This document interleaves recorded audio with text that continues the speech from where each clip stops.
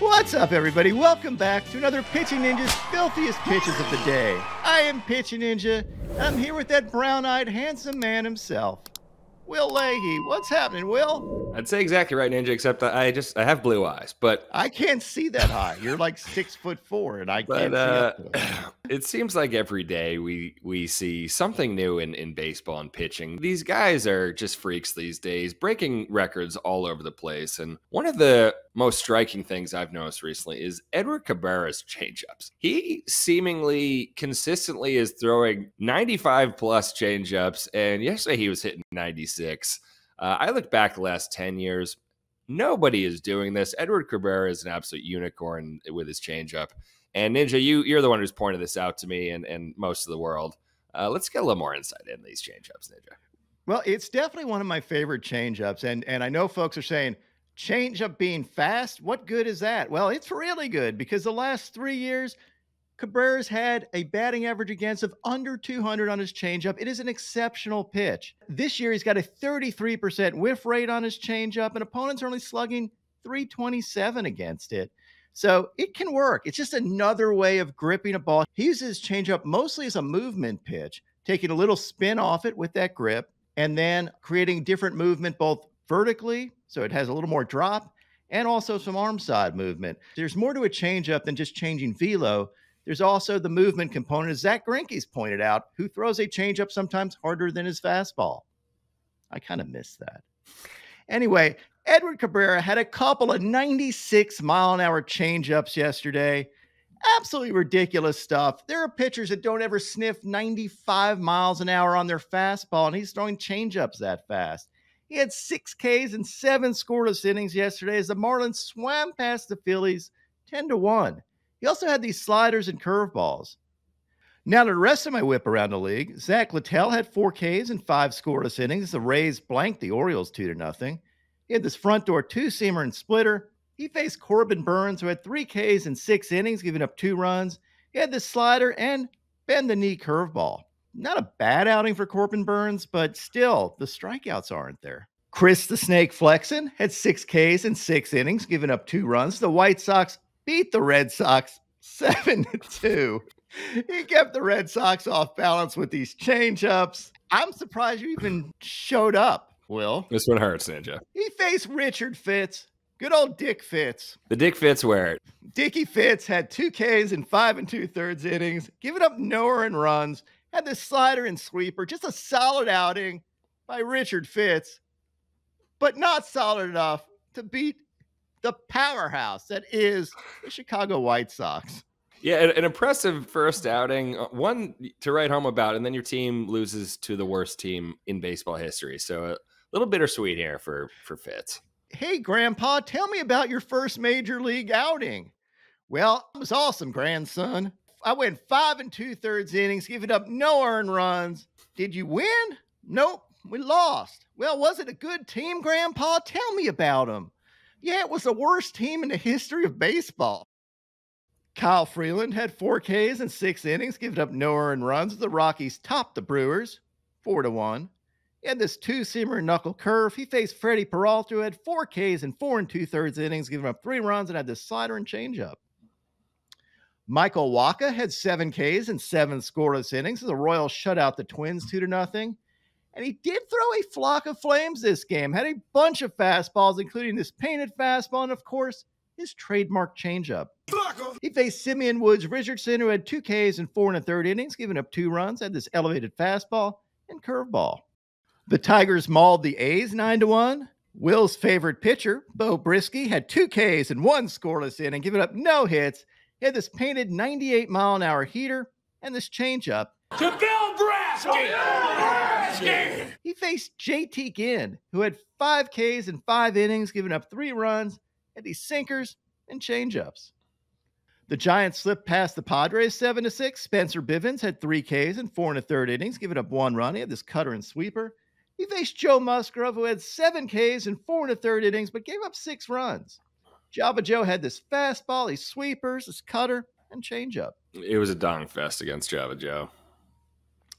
So those runs don't count. The D-backs bit the Astros 12-6. Ryan Nelson had 4 Ks in 4 2/3 innings, giving up 5 runs. He had his fastballs in the upper 90s, topping out at 99, had his cutter and changeup. And we're not going to show any of Justin Verlander's outing because it was kind of yucky. Well, Ninja, unfortunately, I think I am going to show a little bit of it because Pavin Smith had a dong fest in his own right. A trio of dongs and 8 RBI. For a guy who has played like 300 total games, this is a pretty good one. And good on you, Pavin. Best of luck going forward. Not that you need it. Has Justin Verlander pitched himself out of a rotation spot in the postseason? I mean, you have Fromber, Blanco, Kikuchi, Brown, like Arrighetti. Yeah, it's going to be tough for him to get in there. Jack Flaherty had 6 Ks and 7 1/3 scoreless innings. The Dodgers shut out the Guardians 4-0. He had these fastballs and sliders, and he outdueled the Australian beach babe, Tanner Boybe, who had 4 Ks in 5 innings, giving up 2 runs. He had these fastballs and elevated slider. And Ninja, I'm going to give a quick dong of the day to our boy Shohei Ohtani because he pumped this one 450 for number 46 of the year. He's sitting at 46 and 46. Also, shout out to the hideous Dodgers fans. Why is nobody at this game? I know it was the first day of football, but 5th inning, Shohei puts one in the seats and nobody can even. What are we doing? It was hot, Will. Dude, this is freaking all summer in Atlanta. Atlanta fans show up, and we have worse humidity than the Dodgers do. Come on, Dodgers fans. normally have good fans. I was just genuinely surprised to see this. Usually Shohei games, everything's absolutely jammed to the gills, and then there's nothing but yellow seats in view here. Luis Castillo had 3 Ks in 3 innings, giving up 2 runs. He had to leave early with a hamstring injury. Oh, no. As the Mariners sunk the Cardinals 10-4. He had these sliders. He faced Miles Michaelis, who had 3 Ks in 2 innings, giving up 6 earned runs, had this 2-seamer and curveball. Andrew Heaney had 8 Ks in 6 innings, giving up 3 earned runs as the Rangers beat the Angels 7-4.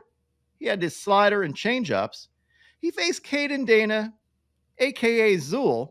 There is no Dana.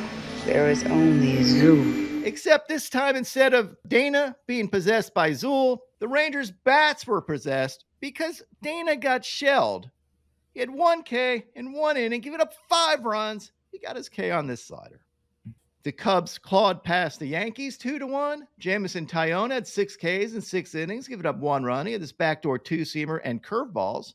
He faced Garrett Cole, who had 7 Ks in 6 innings, giving up no earned runs. He had these fastballs, including this elevated fastball, picked up a sword, had this cutter and knuckle curves. And I love this where Garrett Cole is just absolutely pissed off at the strike zone here. First pitch is a strike, gets called a ball. The next pitch is a ball, gets called a strike. You can see his reactions. I kind of love pissed off Garrett Cole. He's such a prick. I think he's I think he is a nice guy, but I also think he overacts on this stuff. I think he's the pain in 97. It's a gorgeous pitch, but it's understandable to miss it. They don't have the box in front of him. Totally, but it happened a number of times in the game, and I think he was just tired of it. Luis Severino had 8 Ks in 6 2/3 innings, giving up 1 run. He had these sinkers, sweepers, and nearly pulled a big unit. Phrasing, Ninja. Almost hitting this butterfly crossing the plate. I think it's a butterfly, a small bird, a plane. I don't know what this thing is. But anyway, you can see this fly by as he's throwing his pitch. Just nearly hits it. Sevy also had this changeup, but the Reds beat the Mets 3-1. Julian Aguilar had 2 Ks in 4 2/3 scoreless innings, giving up 2 hits, and had this 95-mile-an-hour heater. Sadly snapping the Mets' incredible 9-game winning streak, but they're still hot, still very confident. What is it? Very demure, very very demure, very mindful. The Pirates beat the Nats 7-3. Jared Jones was really good yesterday with 9 Ks in 7 innings, giving up 2 runs. He had these 99-mile-an-hour heaters and painted with it, as well as these curveballs and sliders. And I love this K strut from Jared Jones, or should we say K-jig. Yep, he is dancing around like he's at a pub in Dublin in 1925. It's just a lovely sight here. He faced Patrick Corbin, who had 5 Ks in 6 innings, giving up 7 runs. He had these cutters and sliders. I don't know if you remember, Pitcher List said, maybe you should consider picking up Patrick Corbin. He's on a roll, and he was surprised about it. And I said, it's a trap. And guess what? It was a trap. The Braves shot down the Blue Jays 4-3. Chris Sale had 7 strikeouts and 6 scoreless innings, giving up only 2 hits. He now leads MLB with a 2.38 ERA. He also leads in strikeouts by 5 over Tarek Skubal, is tied for the Major League lead in wins. He's a god among men, this Christopher Sale. He had this elevated fastball, these changeups and sliders, and just pure domination as Chris Sale just does over and over again. Please let the Braves make it to the playoffs. I need playoff Chris Sale in my life. Will, make it happen. Yeah, I mean, they're up against the Mets, who I want in there too. But hopefully someone in the NL West can fall out and both those teams get in there. And Sale is now at minus 4,500 win the Cy Young Awards. That basically means FanDuel has crowned him the 2024 NL Cy Young winner. He faced Yariel Rodriguez, who was also solid yesterday with 6 Ks in 5 innings, giving up 1 run on 2 hits. He had these sliders and picked up a sword. Now onto my filthiest relievers. Jason Adam had these nasty sliders. Cue the saxophone. Alexis Diaz had this slider. Lucas Ursig had this wicked slider. Reed Garrett had this cutter and splitter. Kevin Ginkel had this dirty slider and faced 1 batter in this game and gets the win. Ryan Nelson pitched 4 2/3 innings. He did all the work. Kevin Ginkel, 1 hitter, gets the win somehow. Porter Hodge had this wicked sweeper. Ty Madden looked really good yesterday. The former Longhorn pitcher had his fastball, cutter, and splitters. Nate Pearson had this heater and curveball. Evan Phillips had this filthy sweeper. AJ Puck had this sweeper, picked up a sword. Ryan Thompson had these nasty sinkers. And Edwin Uceda had these changeups and 2-seamers. He's given up no earned runs since July. His ERA now is 0.75, and he's a very nice whip of 0.69. That'll play. My top 5 filthiest pitches of the day yesterday. At number 5, we have Michael Kopech for this 101-mile-an-hour gas. At number 4, Luis Severino for his near butterfly or bird or plane killing pitch. At number 3, Jared Jones for his sliders and jig. At number 2, Chris Sale for his awesome stuff and just for being Chris Sale. And at number 1, of course, Edward Cabrera and his turbo 96-mile-an-hour changeup. And now my pitching ninja moment of zen. We'll discuss Shohei's home run earlier, but I love when they panned to the dugout when Shohei was doing his little mock cheer. So I decided to match him up with Outkast, ATLiens.